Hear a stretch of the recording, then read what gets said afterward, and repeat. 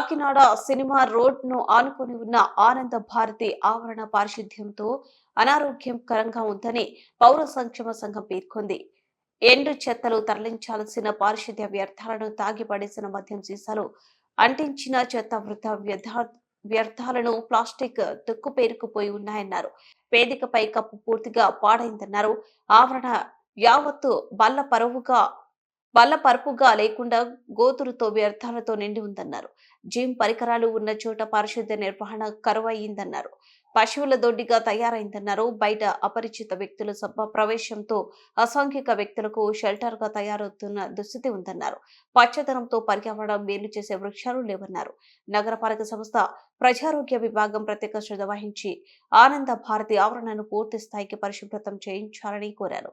Engineering అధికారులు ఇక్కడ అవసరమైన విద్యుత్ స్తంభాలు, ఫ్లడ్ లైట్స్ వేయించి వెల్తుర్లో క్రీడా మైదానం కళకళలాడే పచ్చదనం పెంపు కోసం ప్రహరీ పొడవున వేప మొక్కలు నాటించే చర్యలు చేపట్టాలని డిమాండ్ చేశారు.